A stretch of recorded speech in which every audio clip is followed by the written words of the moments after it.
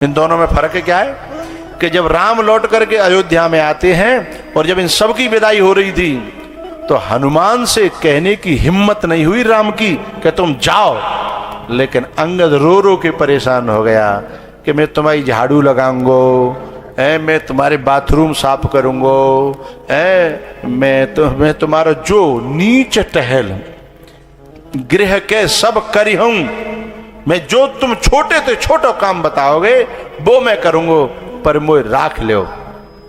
हनुमान जी तो कही नहीं, हनुमान जी तो एक छोटी सी रिक्वेस्ट भी लिख करके नहीं डाली है कि जी लिख के डाल दे कैसा ऐसा क्या तो मोए रोक लियो। हनुमान जी तो कहने की हिम्मत ही नहीं पड़ी और अंगद रोता रहा और भगवान ने आंख निकाल के कहा भैया अब जाओ, अब जाओ। क्यों? उसका कारण क्या था? क्योंकि अंदरूनी अंगद अभिमान के लिए जीता है और अंदरूनी हनुमान भगवान के लिए जीता है।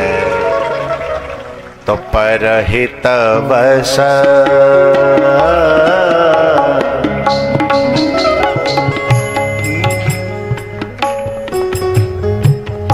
निज हित बस जिनके मन माही। निज हित स्वार्थ है और परहित बस जिनके मन माही। तिन कहूँ जग दुर्लभ कछु नाहि।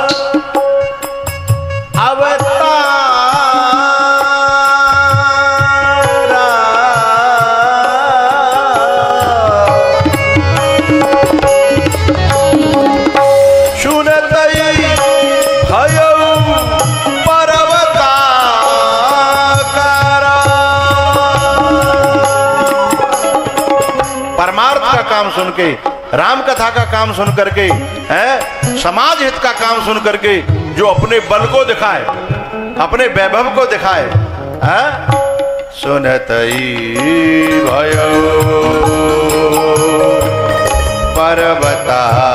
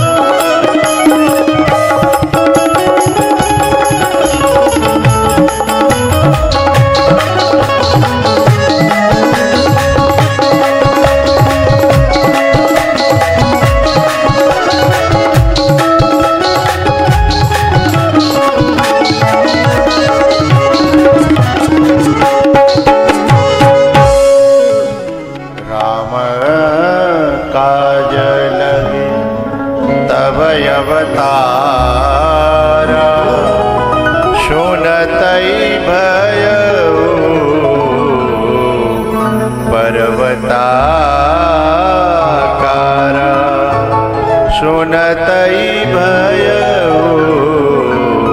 पर्वताकारा।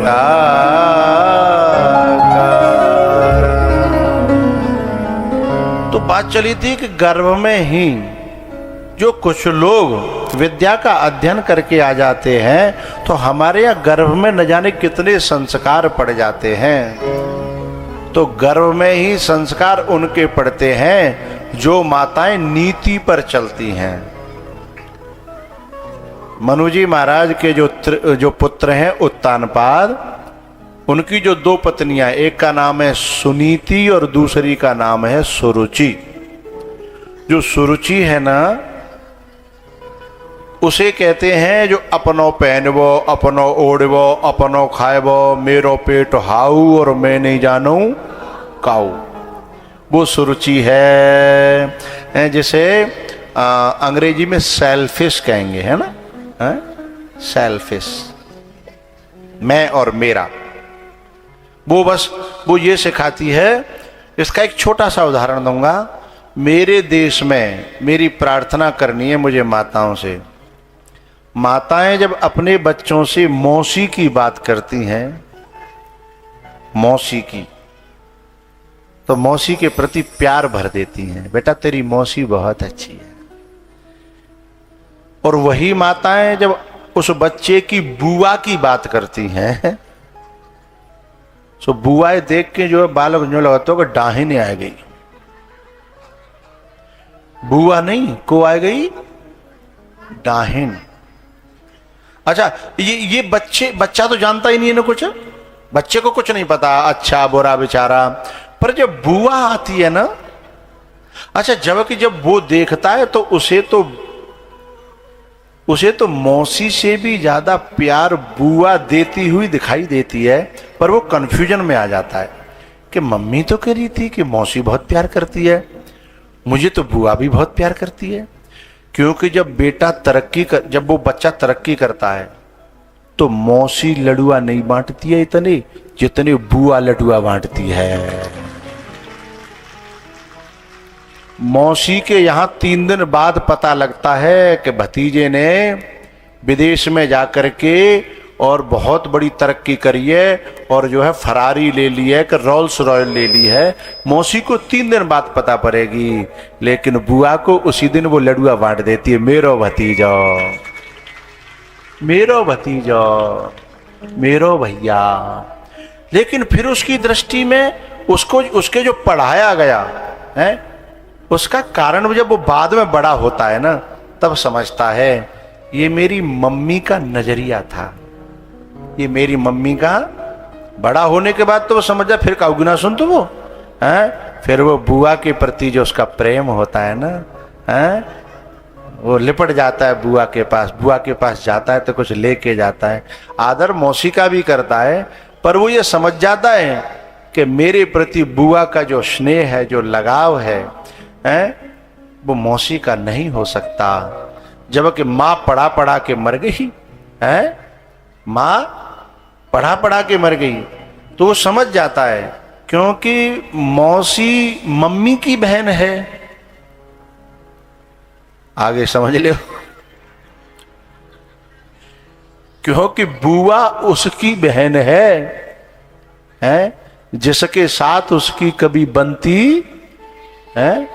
बुआ उसकी बहन है, जिससे नहीं बनती तो उसकी बहन से बनने की तो है, बात बहुत दूर की हो गई। तो वो अपना नजरिया। तो मेरा कहना यह है माताओं से कि ये बच्चा जब बड़ा होगा और जब अपने आप निर्णय करने लगेगा, उस दिन मां नजर में गिर जाएगी। उस दिन का ध्यान रखते हुए सत्य को छुपाओ ना, मौसी को मौसी बताओ, बुआ को बुआ बताओ। अब बात भैया मेरा तो, मैं तो बांग देवी आयु देवरी में, मुझे तो 7 दिन बांग देनी है मुर्गा की तरह है। बात मानो न मानो खुशी आपकी,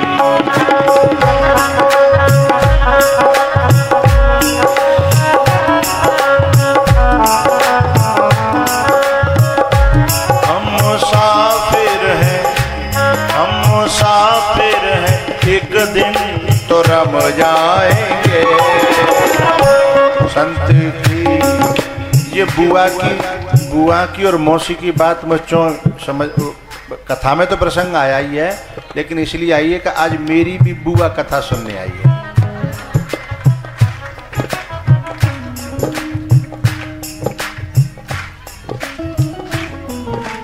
और कहता है मेरी बुआ का मुझे महात्मा बनाने में बड़ा सहयोग रहा। ये बुआ हमसे कहती थी ये संसार तो न्योइये कुआ है, जामे तो डूब के मर जाओगे, बेटा निकलनो तो निकल जाओ। बड़ा सहयोग रहा।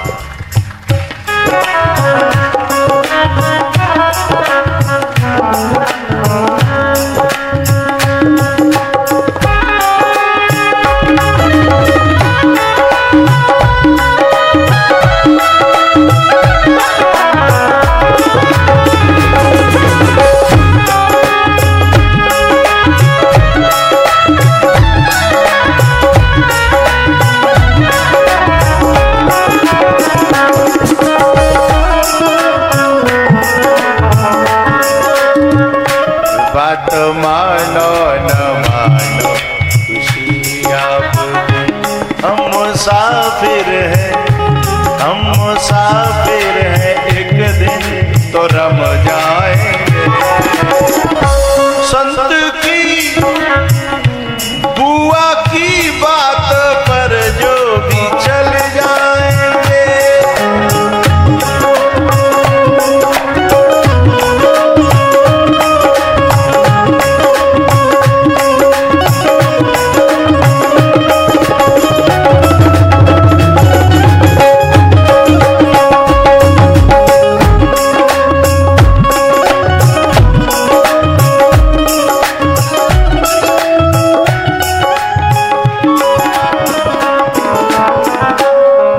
भजन नया का 100 जहाँ पे ठाड़ी है गई है। संत की बात पर जो भी चल जाए, वो अमर नाम, वो अमर नाम दुनिया में कर जाएंगे। हो बात मानो न मानो खुशी आपकी,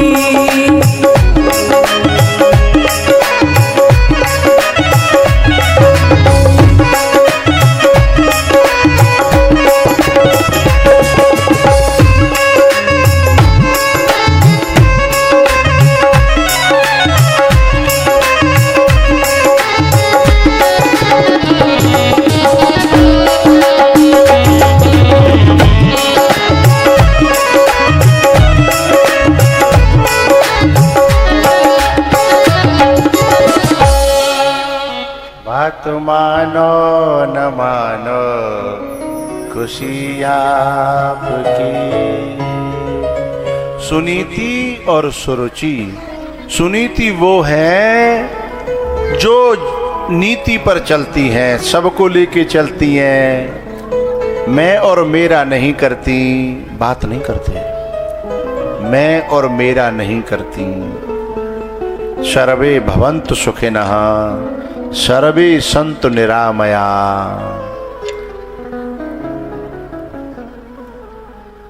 फूल खुश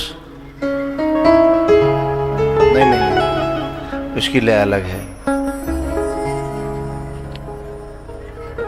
याद हो तो बताओ।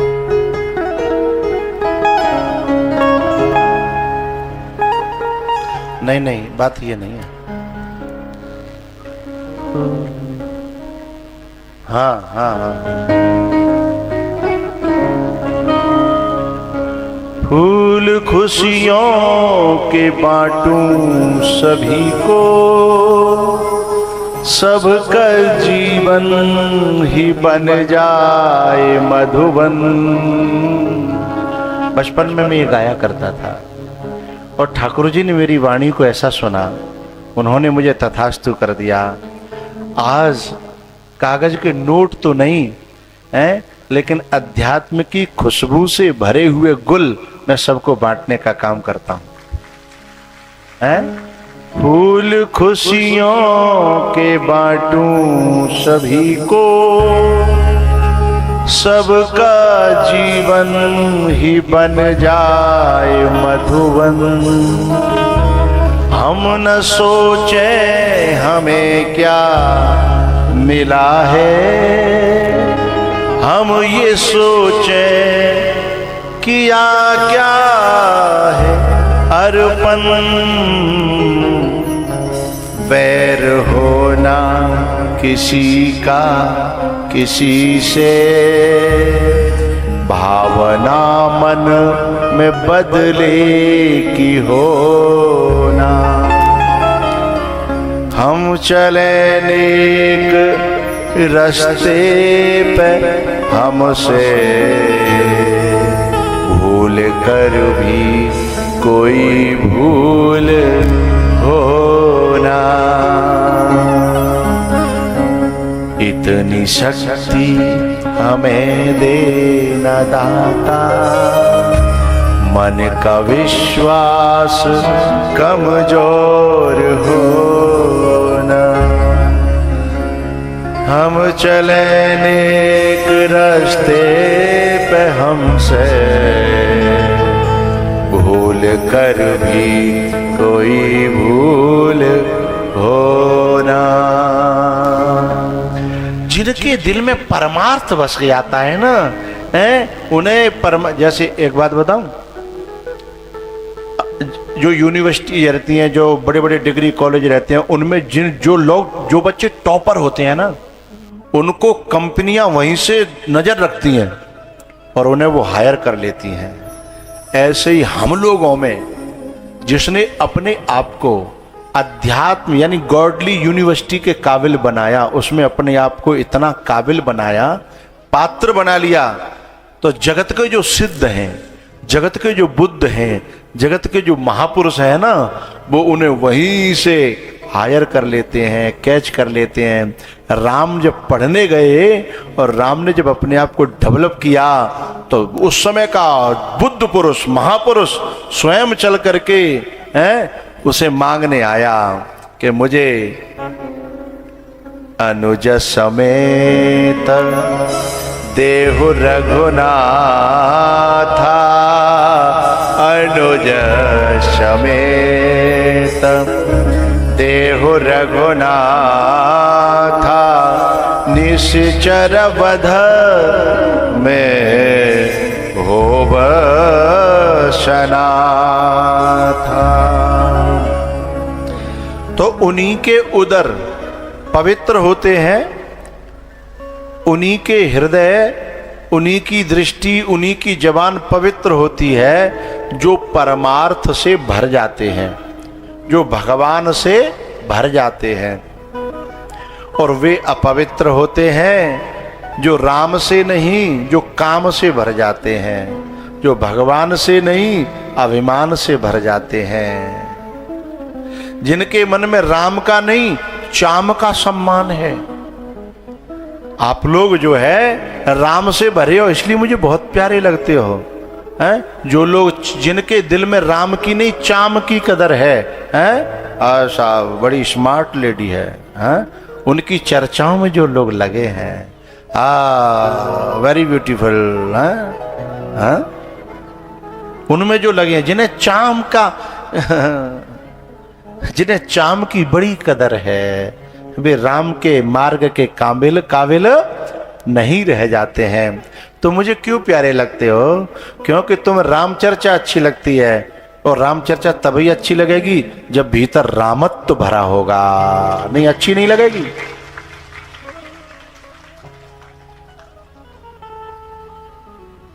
एक पंक्ति है बड़ी प्यारी, सत्संग हर व्यक्ति को नहीं भाता, तुलसी पिछले पापते हरि चर्चा न सुहाए।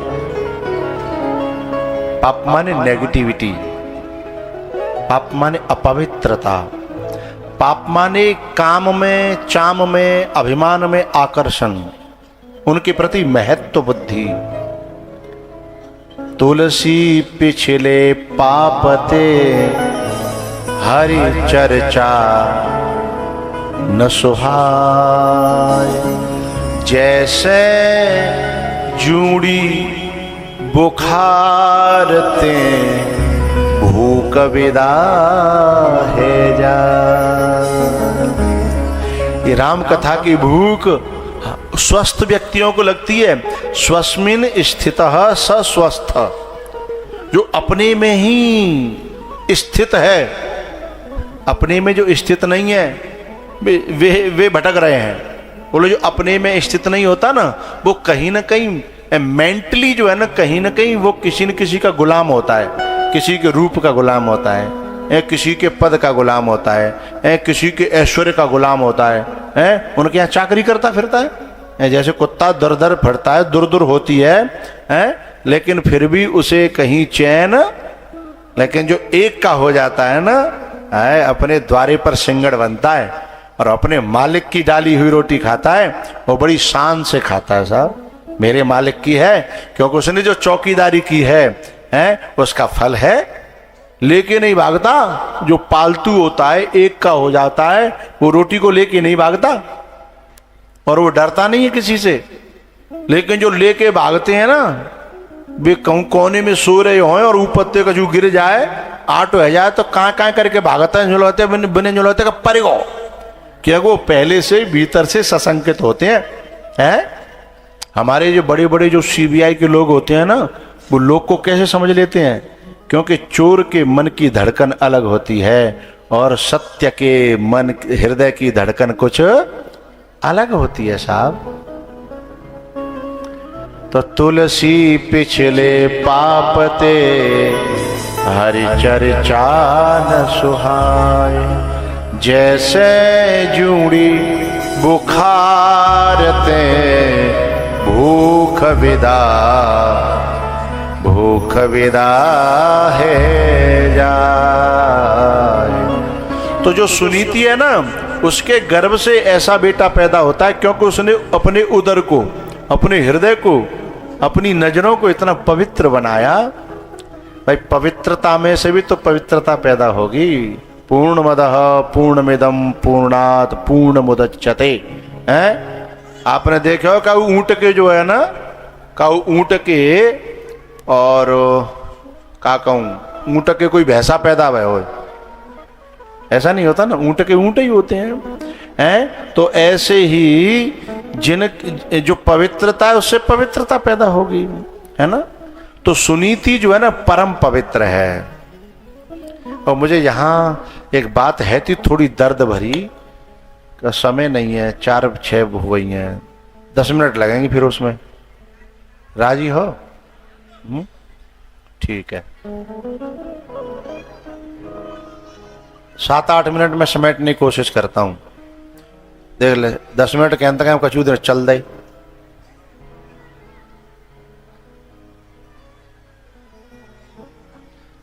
और 5 मिनट में समेटता हूं, ठीक है। एक बात है, बड़ी प्यारी बात है जो बड़े काम की है। मुझे कहना यह है कि जो अपने आप को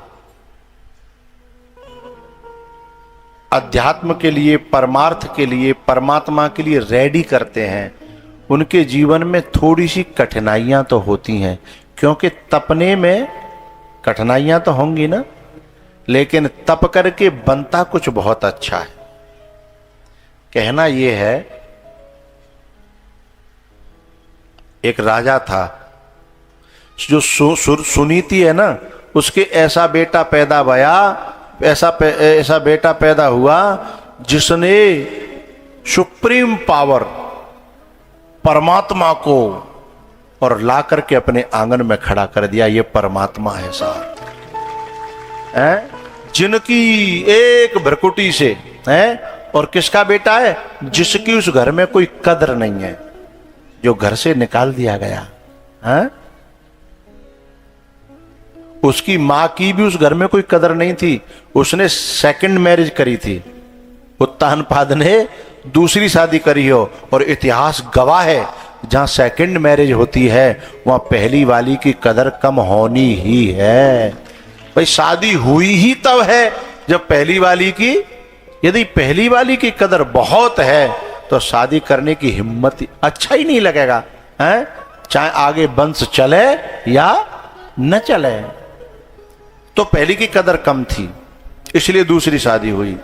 और दूसरी में वो इतना फंसा कि पहली वाली रानी को घर से बाहर कर दिया गया, और वह बहुत कम टुकड़ों पे अपनी जिंदगी को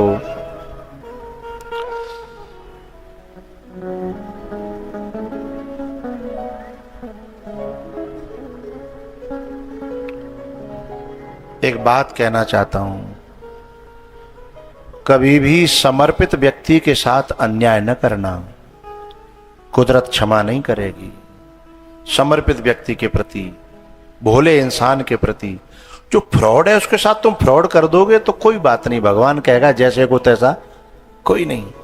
लेकिन सचमुच में जो फ्रॉड नहीं है, ये ज्यादा चल गई है, जो फ्रॉड नहीं है, जो मासूम है, जो सरल है, जो कुछ कहता भी नहीं है, बोलता नहीं है, और यदि उसके साथ अन्याय हुआ तो कुदरत का कहर टूट जाएगा, क्योंकि उसका बदला खुद नहीं लेती ना। जो व्यक्ति, जो खुद, जो माता है, जो पुरुष जो बदला नहीं लेते हैं, उनका बदला परमात्मा लेता है।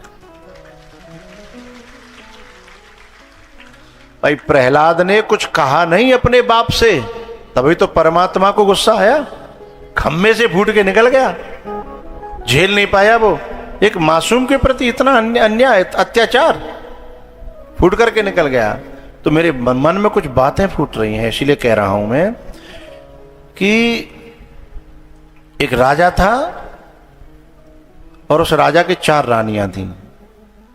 राजा ने चारों में जो सबसे बड़ी थी उसे कभी कोई महत्व नहीं दिया, दूसरी को थोड़ा महत्व दिया, तीसरी को और ज्यादा दिया, और चौथी को सबसे ज्यादा।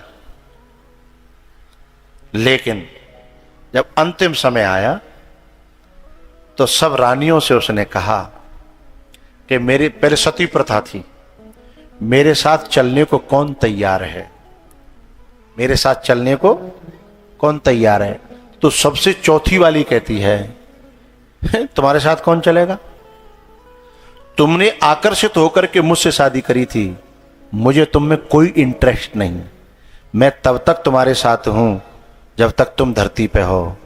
और एक घिनौनी बात बताऊं, उस नारी ने एक बात और कही, तुम्हारे जाने के बाद मेरे हजारों ग्राहक हैं, और सुनो, तुम्हारे जाने के बाद और ही नहीं, तुम्हारा बेटा भी खुद मेरा ग्राहक है। बात कहूंगा तब समझ में आएगी। चलो पहले मैं बता देता हूं, ये जो चारों नारियां हैं ना, सबसे बड़ी है आत्मा, सबसे बड़ी है आत्मा। दूसरे जो नंबर पे है वो है देह, तीसरे नंबर पर है रिश्ते, परिवार, और चौथे नंबर पर है लक्ष्मी। और जब आदमी मरने को तैयार होता है तो लक्ष्मी का वरण करने के लिए उसी की औलाद तैयार हो जाती है कि बाप की दौलत मेरे नाम हो जाए। बात तक पहुंचिएगा, मुझे बहुत अच्छा लगेगा बात तक पहुंचना। दूसरे नंबर की रिश्ते, नहीं तीसरे नंबर का, इधर से लाएंगे लौट के। तीसरे नंबर की जो रिश्ते हैं वो क्या कहते हैं? भाई देखो, हम तो उतनी देर तक आपके साथ चल सकते हैं जितना चलना है, बाकी तो सबको अलग अलग जाना है। हम तुम्हें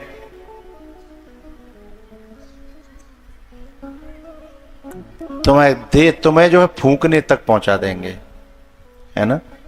और जो उनकी जो माताएं जो घर की होती हैं वो कहती हैं कि हम द्वार तक ही रह जाएंगे, मरघट तक भी, बोले यहां तक मैं साथ निभा सकती हूं। उससे बहुत प्यार किया था, इन रिश्तों से पूरी जिंदगी काय में खपत हो गई, मुझे बताओ। रिश्तों में ही तो गई है, संपत्ति में और रिश्तों में। और जो सेकंड नंबर की जो पत्नी थी यानी देह, जब उससे कहा तुम मेरे साथ चलोगी, बोले नहीं मैं भी नहीं जा पाऊंगी, बस मैं तुम्हारा साथ निभा सकती हूं शमशान तक। उसके बाद बड़ा दुखी हुआ वो जीव, वो राजा, वो जीव, ईश्वर अंश जीव अविनाशी। वो जीव बड़ा दुखी हुआ कि मैंने इस दौलत को पूरी जिंदगी कितना प्यार किया है, इसके लिए दुनिया से लड़ गया, दौलत के लिए न जाने कितने पाप किए, कितने गलत काम किए, कितने अपमान सहन करे, कांका ठोकरें नहीं खाई, इससे कितना प्यार किया। बात समझ में आ रही है कि नहीं? सबसे ज्यादा जिसने प्यार किया वो सबसे गद्दार निकली। और जगह जाती तो शायद थोड़ा सा संतोष होता, लेकिन उसी के बेटे के लिए। बोले तैयार खड़ी हूं मैं। नाम कट के तुरंत किसके नाम आ जाता? औलाद के। संपत्ति, परिवार और फिर देह। लेकिन जो सबसे पहली पत्नी थी, जिसको कभी उसने पूछा नहीं था, आत्मा को कौन पूछता है, वो क्या कहती थी? आपने भले ही मुझे न पूछा हो, पर मैं तो आपकी हूं, आपकी थी और आपकी रहूंगी, और एक जन्म तक नहीं, मैं जन्म जन्म तक आपका साथ दूंगी। प्यारेओ, अब निर्णय करिएगा, प्यार करने लायक कौन है, अपनाने लायक कौन है, चूमने लायक कौन है, गले लगाने लायक कौन है? उसकी तो हम चर्चा तक नहीं करते। इतना इग्नोर। झेलने के बाद तुम्हारे साथ, हमारे साथ रहने को तैयार है। संत भगवानों, गलत कहूं तो मेरी जीभ पकड़ लेना। कोई आत्मा की बात करता है? जीवन बीत गया, लेकिन वो कहती है छोड़ेंगे न हम तेरा साथ, ओ साथी मरते दम। ये गाना तो उन लोगों के लिए गाया जाता है जो ये पता नहीं कि आज है, कल है, नहीं है, कि परसों नहीं है। उनके लिए ये वहां सत्य नहीं है, सत्य तो यहां है।